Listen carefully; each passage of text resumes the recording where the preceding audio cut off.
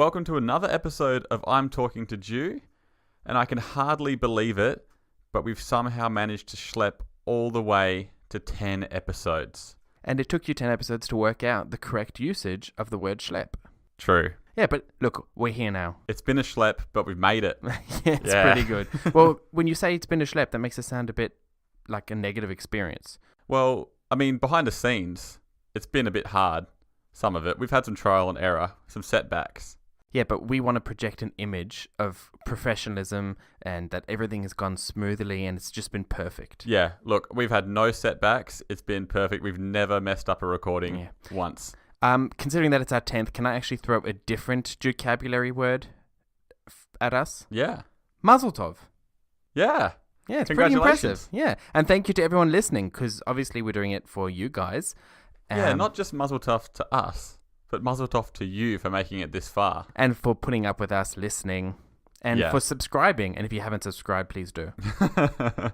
Well, we're celebrating this week, episode number 10, with our very first ever Stereotypes episode. Yeah. Can I be honest with you? Sure. I always, please. I had an ulterior motive starting this podcast. To make money from the Jews. We know this. Yes, make money from the Jews, make money for the Jews. But apart from actually just wanting to hang out more with you instead of the 40 hours a week we already do at work. That's sweet. Yeah. The other motive I had is I've, for a long time, wondered how I can contribute to tackling anti-Semitism and anti-Jewish stereotypes. Yeah. Right? And even though Facebook comments and YouTube comments were really appealing, and I know that they have like a 95% success rate in changing people's minds, I thought that maybe if we were going to do this podcast, we could do a couple episodes dedicated to stereotypes, tackling why they exist, is there any truth to them, and hopefully make the world a little bit of a better place. Yeah, we're like a Silicon Valley startup. We're making the world a better place. Every Silicon Valley startup makes the world a better place. I think that's just sort of like the messaging a lot of people put across. I don't want to judge anyone for what they use, but I don't think anyone's going to argue that Tinder makes the world a better place. Absolutely it does. Really? More fun place, maybe. Yeah. Well, it's definitely helped some people. Yeah. People have gotten hitched through Tinder, I suppose. Absolutely. If that's your measure of making the world better anyway. Yeah. Or J-Date. J-Date, I don't think is a Silicon Valley startup. I don't know where it started, but it's a very specific app. Yeah, it is. Well, it is and it isn't. Anyway, J-Date is definitely not the topic of today. We have a couple of other exciting things going on. So we're going to talk about our very first stereotype, and we're going to tackle what I think is the biggest one. Money and Jews, with money and Jews' a supposed obsession with money and stuff like that. Yeah, you guys definitely get a bit of a bad rap. Yeah, definitely. The whole money thing. I also want to hear a lot from you, like your perspective of, I don't know, your experience with hearing Jewish stereotypes before meeting me or meeting other Jews that you've very met. ignorant. Yeah. For sure. No, I know, but I mean, you've watched things like South Park. Yeah. And South Park has a lot of, not like Jew jokes, but it has a lot of Jew jokes. Yeah. And I know that the creators are Jewish, but sometimes you have to wonder, like, do people get that South fact Park that they're making fun of it? an interesting thing to talk about, I think. Yeah. Because it can definitely be taken the wrong way. Yeah. Especially because a lot of young people watch that show, and I feel like they're saying all these Jew jokes. And they have no frame of reference. They don't really understand why they're funny. Yeah, no, 100%. Yeah. All right, so maybe we'll go into some specific ones. But we have a couple of other exciting segments coming up. We have a listener, Patty. Shout out to Patty. She, or he, I'm not actually sure, got in touch with us and said that they had an idea for 2 new segments. So we're going to try both of those segments today, and we want to hear your feedback, not just from Patty, from everyone. I'm very excited about them. One of them is for you to do, actually. Yeah, I'm very excited about Be Gentile With Me. Yeah. Yeah.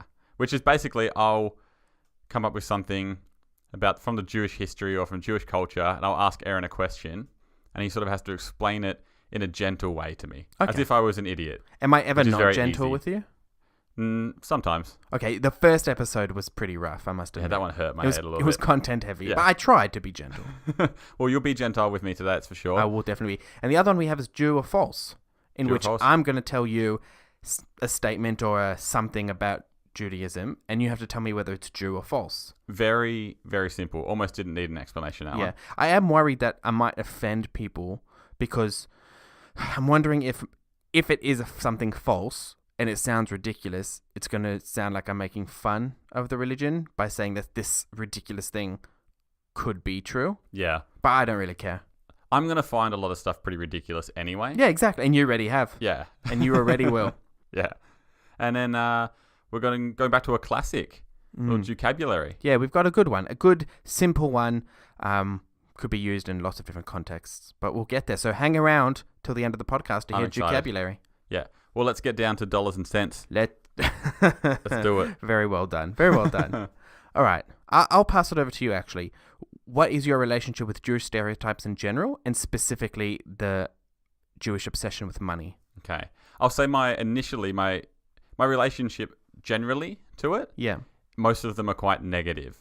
Yep. Yeah. Even the ones that could be perceived as like a positive thing, like a lot of people say like Jewish people are accountants, stuff like that. Yeah. Which is, to me, kind of a compliment because, you got to be quite smart to be an accountant. Right.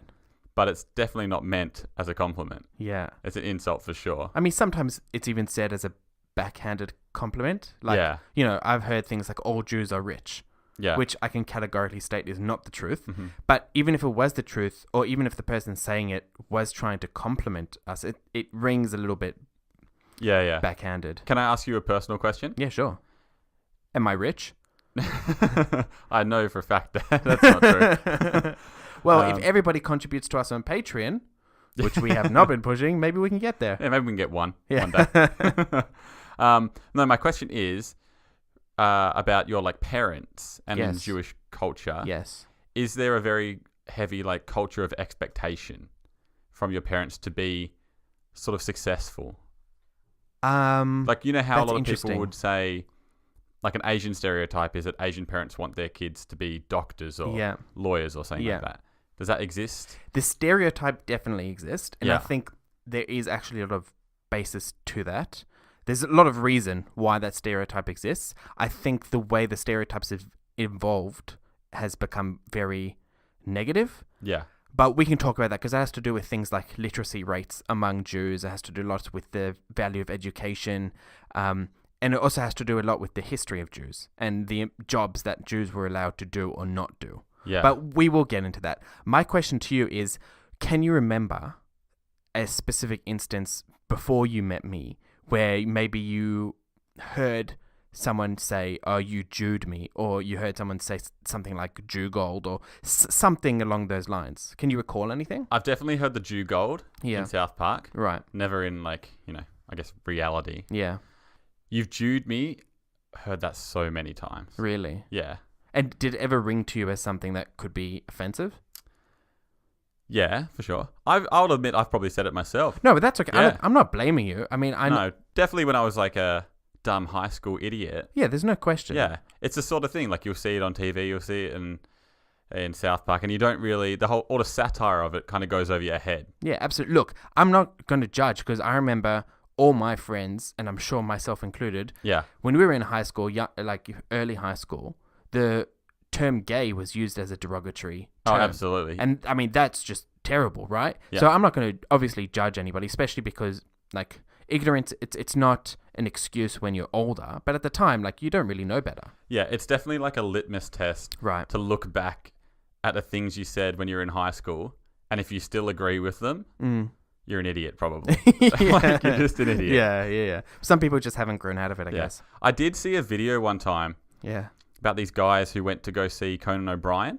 Yeah, I don't know if, I think I've told you about this. Yeah, I think you did. Yeah, and they were talking about how they couldn't get tickets or someone sold them fake tickets or something. They were talking to Conan. To Conan O'Brien. Yeah. And then one of the guys said, yeah, he totally Jewed me. Oh, God. I think he thought, no, I'm a comedic genius. Yeah. Conan O'Brien's going to love this. Yeah. And he did not love it. No, he did not. Because I think he might be in I don't know what degree of separation, but in some way Jewish. I don't know if he's Jewish, but I mean, I know for a fact that he's very pro-Israel and pro-Judaism stuff. He did shows there recently. Yeah. Maybe late last year or something. Yeah. I don't know. If you can look up the video, it's worth a watch because he kind of just he doesn't laugh to be polite. Yeah. He kind of just gives them a lecture. Absolutely. And it's pretty great. Also, at the risk of propagating a totally different stereotype, apart from like Mel Gibson, I'm sure it's very hard to work in the showbiz entertainment industry in America and not have had all these stereotypes dispelled. Because you get access to such a variety of Jews who don't even care that they're Jewish, and Jews who take their Judaism tradition very seriously. Yeah. So, it's probably not the best thing to say to Conan O'Brien. As a side note, yeah. How did Daddy's Home 2 get made? Daddy's Home 2? Oh, that the one with Mel Gibson and Mark Wahlberg? Like, putting the Mel Gibson side of it apart, like aside for a second. Yeah. Daddy's Home, terrible movie. Daddy's Home 2 should never have been made anyway. Yeah. But Mel Gibson, how is he still making movies? What's the thought process behind What's that his casting? appeal now? Because I know, like, back in the day, he was like sexiest man alive, all this sort of stuff, like Braveheart, all these movies. Which is a good movie, objectively. It is, of course. Yeah. You know, Lethal Weapon, all this sort of stuff. Yeah. Great. But he's just horrible now. Has he ever apologized? I don't know. Yeah. I really don't know. What a crazy man. And surely there are Jewish people involved in the production of that movie. Yeah. Who were like, whoa. Yeah. Like, what is Mel Gibson doing here? God, I don't Passion know. of the Christ, Mel Gibson. Honestly, I could not answer for you. The truth is, I haven't seen, and I'm not really planning to see Daddy's Home 2. And to be honest, well, you haven't has seen nothing Daddy's to Home do 1, with so you'd be completely lost. No, it's true. But I'm sure I could catch up. It's not the type of movie I feel like you have to have retained all the plot details from the first movie. Yeah. Yeah. All right. Let's try to define this negative money stereotype about Jews. Yeah. So I think it breaks down into multiple areas, yeah? One is Jews' obsession with money. Two is Jews being very greedy and miserly. So that's a big one. Yeah, exactly. It's like being overly frugal, I guess, with money. Another one is that Jews run like Wall Street and all the banks and things like that. Yeah. What are the other ones? The other one, I guess, is that Jews don't mind swindling non-Jews in order to make a quick buck. Mm-hmm. That's a little bit like gypsy behavior. Is it? I don't know. Is that also a stereotype about like gypsies? Swindlers, I reckon. Wow. That probably is going to upset people. I'm sure that's offensive. The gypsy community? Well, I mean, I know that, and this is getting way too heavy for a podcast that titles itself with a pun. I know that, like in Nazi Germany, it's a big thing to also recognize not only the millions of Jews that died, but also, and I'm not sure if it is millions, but heaps and heaps of gypsies as well. I apologize to the gypsy community. That's all right. I meant like more like carny folk. Yeah. Okay. Not like I think you should just stop talking. Not like a Johnny Depp in Chocolat kind of gypsy. Yeah, okay. Yeah. Yeah. Well, I think if you've listened to all previous 9 episodes, you probably realize not to take Cal too seriously. Yeah, sure. Yeah. All right. So I think those are the stereotypes, right? Mm-hmm. I think those are pretty widespread. Yeah. From my research, and again, unlike most of the topics we cover, there's a little speculation as I'm talking about this, because I can do a bit of research, and I've done a bit of research into the history of it. But at the end of the day, it's more of a study in like sociology and psychology and xenophobia and stuff. So there's not really hard and fast answers. But it basically tracks down mainly to the Middle Ages, when there was intense Christian persecution of Jews. And it was a combination of a couple of factors. One is that Jews, for extended periods of time, weren't allowed to participate in certain industries. Yeah. And they weren't allowed to hold land. They weren't allowed to own property. And at the same time, there's a Christian concept that I'm not overly familiar with, but I think it's called usury. Usury? It's like charging interest to someone. So, and it's not just a Christian concept. I know that in Judaism, the same concept exists in a slightly different fashion, and in Islam, the same thing. But it's this concept that a Christian can't lend money to another Christian and then charge them interest, because it's like you're helping somebody. But I don't think it's like investment money. It's like more at the time, if you were hard pressed and you needed money, if you needed money from me and then I gave you the loan out of the goodness of my heart and then charged you interest. Well, that just makes you a bad person. Yeah, exactly. So I think they weren't allowed to do that. Yeah. But what they were allowed to do were get the Jews to do the lending. Right? Oh, so they made them into like the middlemen. Yeah, exactly. So they brought the Jews in, and because the Jews couldn't, participate in various other industries and hold other positions and stuff, and they didn't have any property. So the Jews would be like, yep, here's a way that we can actually survive and put food on the table. And the Christians would then bring in the Jews, and it would help them to create an economy. And so the Jews got sort of, I don't know what the word is, like associated with handling money and taking money from one person to the other. And I mean, in a negative sense, skimming money off the top, but really just taking whatever commission would be made in a normal setting. Okay. So the quote-unquote stinginess started with the sort of disenfranchisement. Well, I think the stinginess probably came a little bit later. But I think the association with Jews being middlemen, because there's also a stereotype that Jews don't actually create anything of value themselves. They just leech off other people's creations. Well, that's not true. I've had bagels. They're delicious. Yeah, exactly. But I mean, also, it's pretty hard to really say that, considering how Jews contributed to the whole blossoming of Hollywood, personally. Yeah. Which is a whole nother story. But also, the Jewish communities spread across, at this time, Europe, particularly, I think it was probably, I don't want to get this wrong, Eastern Europe.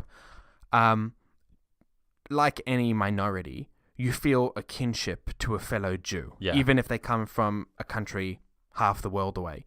So that made it easier for Jews to act in trade positions, whether it's money or other commodities, because they could trade on behalf of other people to people who then trusted them to then transport those goods. Yeah.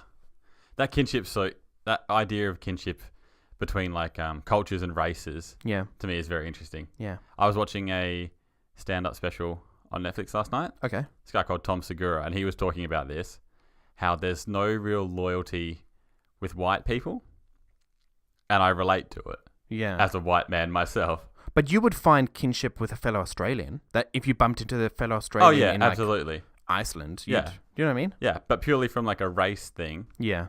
Like the example he uses is like, there's like a black guy fighting, another black guy will like step in to help that black guy. Right. But white people don't give a shit. Yeah. If another white guy is fighting, like I'm not going to join him just because he's white. Yeah. Right? Yeah. Which is borderline racist. It's such murky territory. Like, this is such a hard topic to talk about. Yeah. Because any element of stereotyping or racism, anti-Semitism, like it's very hard. It's very hard to put yourself in the mindset of how these sort of things developed. Yeah. I'm walking on eggshells. Yeah. I mean, this stereotype particularly, like the Jews and money stereotype, for me, is probably the worst one. A, because it's rampant. Yeah. And B, because it was like we were forced into creating the stereotype. Yeah. Do you know what I mean? Yeah, yeah. And it's also like it's very negative. Yeah. Like I know there's a similar stereotype about like Scottish people. What do you mean? Well, I have some Scottish people in my family, and they always make jokes about like Scottish people being quite frugal. Oh, really? Yeah, very stingy. Wow. But it's always with like, ha ha ha ha ha ha. It's so funny. Oh, it's funny. You know, yeah. Like a little bit self-deprecating. Yeah. But with the Jewish version, it's more like vitriolic and like very, very negative. Yeah, and I think so. I think because, especially during the Christian persecution, if you're already like sort of wired up to be anti-Semitic or anti-Jews in general, you're going to look at this and go, yeah, well, of course they're greedy with money and miserly with money, and of course they're just skimming money off the top and obsessed with dealing with and making as much money as they possibly can. Yeah. It's sort of it's the confirmation bias. You're reinforcing your already held bias. I don't know if anybody would look at this situation with the overview of history and the persecution of Jews for millennia and go, oh, I can make the connection logically between that situation and the stereotype. Yeah. I think you have to inject some already long-standing, deep-rooted bias. Yeah. Yeah. It definitely had to come out of that. Yeah, absolutely. Like, just get the Jews to do it. Yeah. And I mean, there's so many other factors that go into this sort of thing. So, for example, high literacy rates, which we mentioned a little bit earlier. There's a high level of literacy rates. Probably, I don't know if still now in the 21st century, but at least, you know, in the Middle Ages, because of the emphasis that Jews put on learning Torah and knowing how to read the Torah, and knowing how to read all the rule books and the laws and the Talmud and all that stuff. Yeah. So the emphasis on education and literacy rates at the time among Jews was quite high. And then that feeds into possibly a more of a natural, inclination to be maybe more frugal with money because they maybe understand. Yeah. I don't know. Do you think that was born out of like how disenfranchised they were? They sort of had to come together and be like, well, we have to adapt and work with what we have here. Yeah, absolutely. I mean, and it's not just Jews. I think if you look at so many groups of immigrants who moved to like the United States in the late 19th, early 20th century, so many of them flourished because they had no other choice. Yeah. Do you know what I mean? They had no other choice but to work their butts off 7 days a week, 11 hours a day. You hear those stories all the time. Yeah, all the time. My dad came to America with $2 in his pocket. Yeah. If I came to America with $2 in my pocket, I would die within 24 hours. Yeah, no. I would not survive. It was a different time. Yeah, even back then. Yeah. I couldn't do it. But if you were fleeing persecution, right? If you were fleeing, let's say, there are lots of Jews who moved to flee Nazi Germany. You were fleeing then, right? So all you cared about in the entire world was just getting your family to a safe country and then just working enough to put bread on the table. Yeah. And then through that like success that was just born from utter desperation, over time sort of reinforces this like negative stereotype of, oh, the Jews are coming and just to make money and plunder the land and stuff like that. That's a bit horrible, isn't it? Yeah, it is a bit. People treat immigrants just terribly. Yeah. It's just not great, is it? And also, I'm not 100% sure where the whole controlling banks and controlling Wall Street and stuff comes from.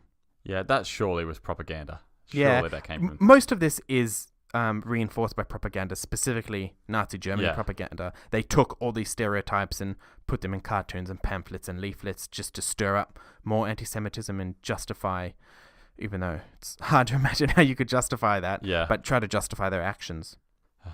Can we go off topic for a bit? Yeah, sure.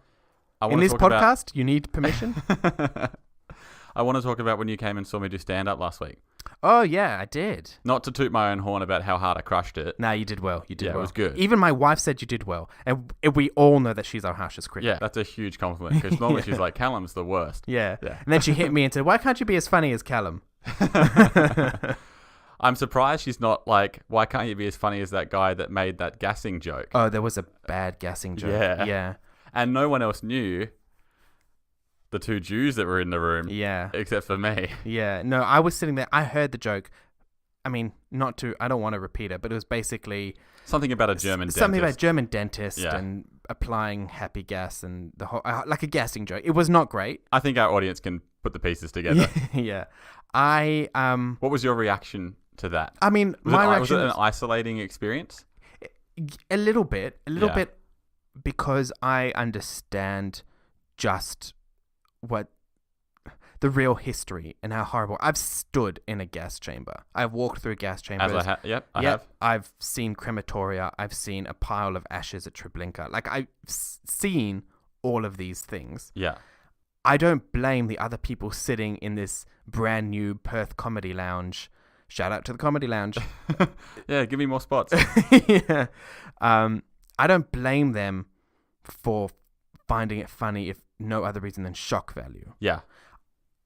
I choose to believe that if they had the history and understanding that we do, they would maybe not find it as funny. Yeah. But I also don't think that, I don't know, the comedian, he said it because he's anti-Semitic. I don't think there's any more to look into it than he saw a cheap joke and went for it. Yeah. It wasn't a very original joke, was it? No, it wasn't. No. It wasn't at all. And I think you're right. I don't think he's like a Jew-hating person. No. I think he was just like, people will laugh at this. Yeah. And they did. And out of shock, I think. Yeah, exactly. Well, when I hear things like that, sometimes I even like giggle out of like shock. Like, I don't even know how to process what I'm hearing. Because when you really think about it, like a Holocaust joke like that. Yeah.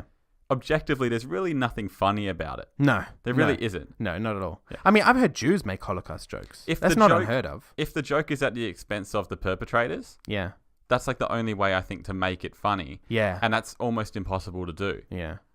No, it's it's tough because some people are going to argue that there are no lines you can't cross in comedy. Yeah. And I think that's very difficult. I think it depends on how you cross them. Yeah, absolutely. Yeah. Also, I think intention is important. It absolutely is important. Yeah, absolutely. Like, I know, like, Ricky Gervais is one person who is, like, he vehemently argues that you can joke about anything. Yeah, yeah. And I think you need to change it to be like, it depends on how you're joking about it and what your intention is. Well, I think someone like Ricky Gervais, he's sort of... That's his bread and butter, though. Exactly. That's made he's his millions. Created this image where if you get offended by something he says, I don't know why you're listening to him in the first place. Yeah. Like, sometimes he's provocative just to be provocative. Yeah, yeah. And he can't really back down from that now. No, of course not. It's his shtick. Yeah. Yeah, I thought that was worth mentioning. Yeah. While it was fresh in the mind. Definitely is. It was interesting. I'll be honest with you. I actually found a joke like that we heard at the stand-up night last week. I actually find that less... I don't know what the word is. Less discomforting than I would if he actually made like a you Jewed me joke. Because I think everybody else in the room, even if they laugh at a Holocaust joke, if you ask them, you find the Holocaust funny? They'd say, no, I wouldn't. Do you know what I mean? They might even be ashamed that they laugh. Mm-hmm. But they would laugh at like a Jew gold joke. Yeah. And maybe feel no remorse. Maybe out of ignorance, not out of like malice. Yeah. If he does a you Jewed me joke and people are laughing, they're probably laughing because they're like, oh yeah, Jews are like that. Yeah. Which is the difference. Yeah. Yeah. I mean, I know when I did a couple of stand-up gigs a few years ago now, I did some Jewish humor. Yeah, you literally Jewed them. Yeah. Yeah. Making fun of like Jewish stereotypes and stuff like that. Yeah, yeah. And it didn't, some of them went down well, some of the more common ones, but some of the other ones didn't. And I realized, well, I think it's because particularly in Australia, they're just not as aware. Yeah. So if they laughed at a joke about being Jewed, I would be like, oh crap, maybe they've internalized it more than they should have. Yeah. I saw a Jewish comedian last night. Yeah. He was over from America and he was saying how he likes coming to Perth because he likes going anywhere where him being there increases the Jewish population by 100%. Yeah. So I think that's why your Jewish material didn't go over that well. Yeah. I think so. But look, there's so much Jewish material out there. It's like a gold mine. And I think there's a lot of Jewish humor that goes on in America. Oh, yeah. And it's great. Absolutely. I mean, that's just one of the stereotypes. Yeah. Jews control the media. Yeah, but the Jews controlling the media, I think it's sort of distinct from Jews controlling Wall Street and the banks and stuff, right? Yeah. And I think that's for historical reasons, but I also think it's for just the nature of the stereotype. Like, there's something inherently disgusting about saying a Jew is obsessed with money, controls all the banks and stuff like that. Because it sounds like they're profiting off everybody else. Whereas Jews controlling the media, I feel like people are more likely to go, oh, haha, that's not true. Yeah. Do you know what I mean? But you'd say the people who really believe that are saying it to say that Jews are using the media as a vehicle to influence the consciousness. Yeah, no, I get, but it's hard for me to imagine someone believing that Jews control the media, but not controlling the banks. Yeah. Do you know what I mean? Well, surely they intersect. Yeah. Whereas I can imagine someone thinking that Jews control the financial systems, but not necessarily the media. Yeah. I have to admit, when I saw that episode of South Park... Yeah? Which one? It's the one where... I can't remember what's happening. Something's burning down and Cartman and Kyle are trapped in it. Yeah. And Cartman's like blocking the way or something. Yes. And he's like, Kyle, like, give me the gold. Yeah. Right? Oh, God. So then he throws him a bag of gold. Yeah. And he's like, okay, now give me the real bag of gold. Oh my God. So, as a kid, hilarious. Just how did you relate to that? Yeah. You didn't have a lot of exposure or experience with Jews at the time. So how did you relate to watching that as a joke? I don't know. I must have seen it so long ago. Yeah. But I remember thinking it's so funny. And then also like putting it together being like, oh, this must be because like Jews are stingy. Yeah. Yeah. And just being like an idiot teenager, being like, that's funny. Mm-hmm. But not really understanding where that comes from. It's such an interesting example because that specific example, like the creators of South Park are Jewish. Yeah. Right?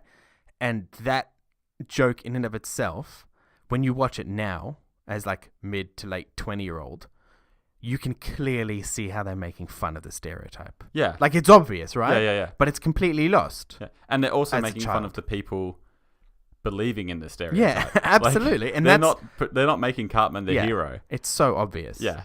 But then, I mean, there are some people... have you heard of the Protocols of the Elders of Zion? No. So this was a book that was published, I think, in Russia in the really, really early 20th century. It's basically just anti-Semitic propaganda. Yeah. But really bad anti-Semitic propaganda because it actually plagiarized from a whole variety of other sources that had nothing to do with Jews. And it was this pamphlet that was put together as an anti-Semitic propaganda, and the Nazis used it a lot. And it did a lot of damage, right? Yeah. Now, trying to explain to someone the difference between that, which is blatant, just vitriolic, disgusting, false, plagiarized propaganda. Yeah. And then trying to explain to them why in South Park, it's also making fun of maybe some of the similar stereotypes, but in a completely satirical manner. Yeah. It's hard to explain that to someone who doesn't just get it. Yeah. I think like especially when you're a kid, yeah, you don't understand really like that the best way to expose ignorance is to show it at its most ignorant. Yeah. You know? And like to show how absurd it is. Yeah. Yeah, 100%. And it's just... Yeah. Well, anyway. Hilarious. That's all I've got on the topic. Yeah. I do hope I gave a bit of historical explanation as to how it came about. It's good. I think we educated definitely me. Yeah. And our listeners. Yeah, that's good. That's the idea. All right, should we move on? Yeah, let's jump into... Which one do you want to do first? Which segment? You go. You go. Because I'm worried if we run out of time, I want an opportunity to be gentle with you. Okay, well, let's do Be Gentile With Me. All right, yeah. Because that was a fan-submitted segment. I like how you turned listener to fan. Makes it sound a lot more positive. It was Cal's number one fan. I'll tell you who it wasn't. Yeah? Jake. It Definitely wasn't Jake. Yeah. I've still got beef with Jake. Yeah, Jake hasn't contacted me yet. So either he hasn't listened to the episode or he just got so offended that... Why are you hiding, Jake? All right, let's do Be Gentile With Me. Alrighty. I'll recap what the idea is. I'll ask Aaron a question, and much like how the whole podcast works, Aaron will try to explain it to me, sort of like I'm a 7-year-old, I guess. Yeah, but this is like something random that maybe has bugged you or bugged someone else that you know. Okay. Okay. So why did they put paper in the Western Wall? Why did people put paper in the Western Wall? Yes.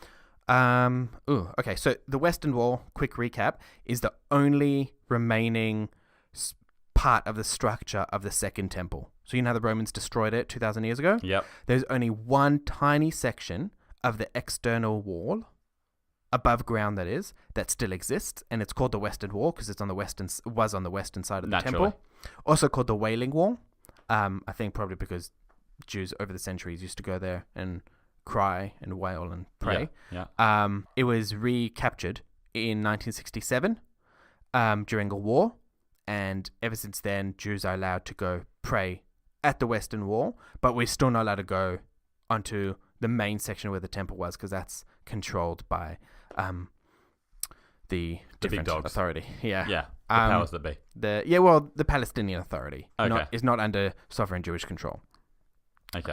So I think because it's the closest place we had to where the temple stood, it's the holiest spot that Jews have access to. So a lot of people go there to pray and stuff. And a tradition that's developed over time is some people would write a message to God on a tiny little piece of paper, roll it up, and put it in the cracks in the wall.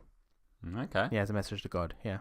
I have done it. Do they ever get taken out? Yeah, they get cleaned periodically. Because you can imagine there's just thousands and thousands. Oh, God's inbox is full. Yeah. Yeah, it's blowing up. Yeah. I did it once the first time when I was about 15 and I went to the Western Wall. What did you write? In Israel. Do you mind if I ask what you wrote? I don't mind if you ask because I can't remember. Oh. I'm sure it was just general, keep my family safe. Yeah. Get me lots of Jew gold. Like the usual, Yeah. Over time, I actually don't like it on a personal level very much. No? I don't think you need to write a letter to God. I think if you believe in God and you pray, just pray to him. Like, I don't think God needs it written down. I understand the permanency of it. Do you think it bugs him?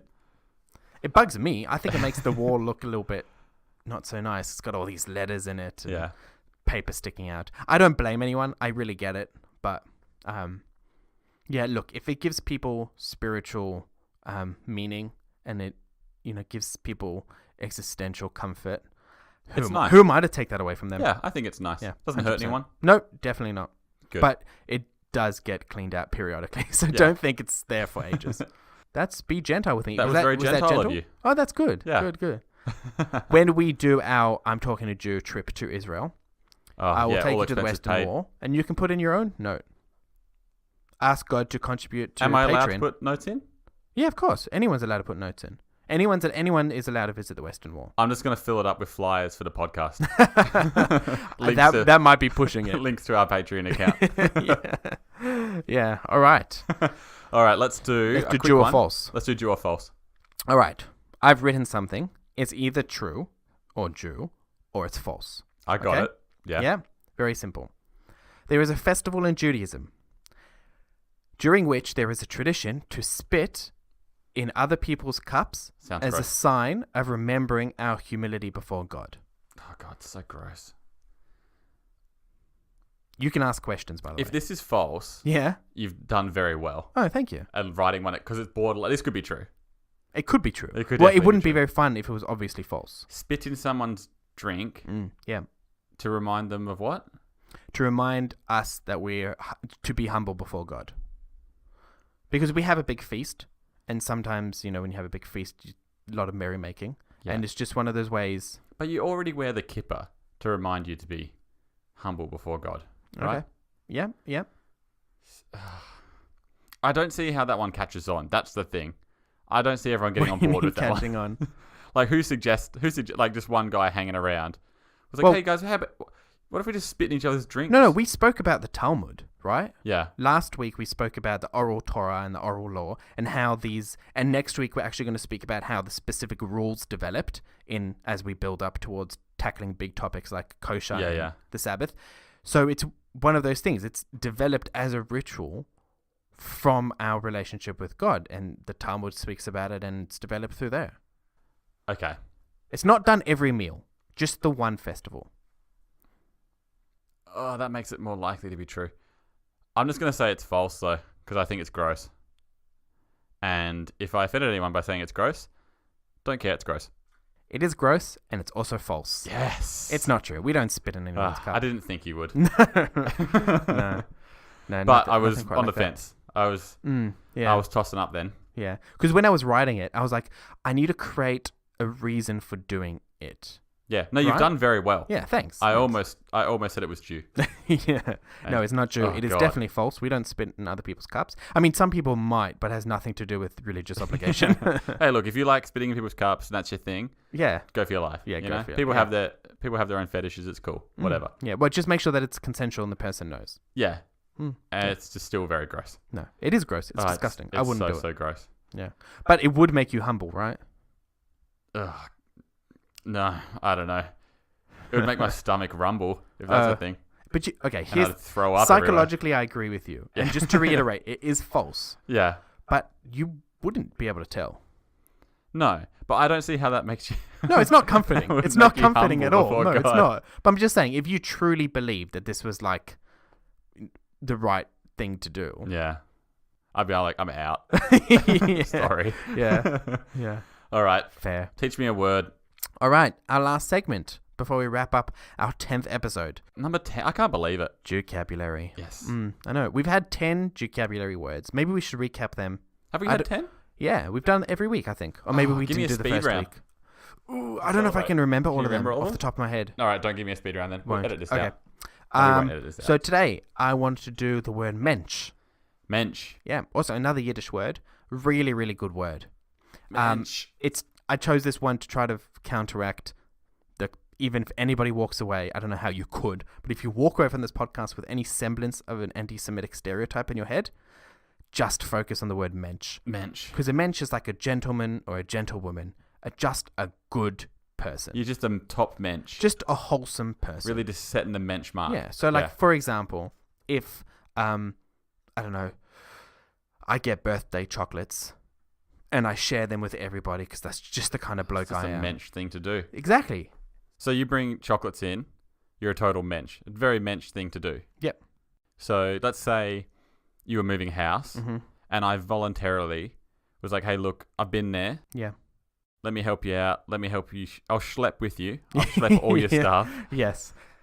To your new house. That would be a menschtic thing to do. That's such a mensch thing to do. Yeah. And you used another Jewcabulary word in there. Yeah, doubled up. Yeah, well done. My Jewcabulary is growing. Yeah. Okay, this isn't a technical definition, but I think it makes sense. Mensch is more than just doing a single good deed. Mensch is like your whole being you're wholesome, just a good The way you person. live your life. Yeah. Yeah. Like, oh, he's a mensch. He's a real mensch. He's just a mensch. Yeah. You can say like a real mensch is like, wow. You could say like, that's a mensch thing to do. Doesn't necessarily make you a mensch. If you mensch once, not really a mensch. Yeah. If you want to keep in like the Yiddish grammar, you'd say menschdick. Menschdick. Yeah. Like that was a menschdick thing to do. Oh, okay. Yeah. Menschdick. Yeah. Very cool. It's a good word. You've got to do more than just one menschdick. Or you can do one, but it has to be reflective of like who you are as a person. Okay. Yeah. Very, very cool. So everyone strive to be a mensch. Yeah. Be a mensch and don't propagate stereotypes. Yeah. Don't do that. Don't tell Holocaust jokes that have been done a million times. And not because they've been done a million times. Just don't do it. No. It's not good. Be a good mensch. Yeah. Like, follow us on Facebook. Oh, yes. Subscribe to the podcast. Good segue. Come see me do stand-up. It doesn't matter. Like, you don't have to, but if you want to. I mean, if you want to. I'll be at the Comedy Lounge in a couple of weeks. It'll be pretty cool. Thursday night, 8 o'clock. Tickets at the door. But seriously, in all seriousness, it would be a real menschdick thing to do if you shared the podcast. Total menschdick. Family, friends, co-workers. We're not sure exactly what the immediate future has to hold, but we do know that this is going to continue, and we do know that people who are listening are enjoying it. So just spread the word. Tell people who want to learn more about Judaism where they can find us and to subscribe so they don't miss anything. Yeah. Personally, I'll be doing this podcast until the day that I die. Ooh. Yeah. Ooh. Which could be very soon. Yeah, I don't know if that is ominous or it's it's indicating the longevity of this podcast. Ooh, I don't know. It's going to go for a while. Should we wrap it up before Cal says something else stupid? Sure. Send us some questions in. Yeah, do. Keep the questions coming in. Yeah, talkingjew@gmail.com. Hit us up on Twitter, Facebook. We don't need to go through the whole spiel. No, not We don't need to schlep the whole way through it. You know where to get in touch. You've already done it. You can use Google. It's fine. All right. Listeners, don't worry. I'm going to shut them off now. See ya. Shalom.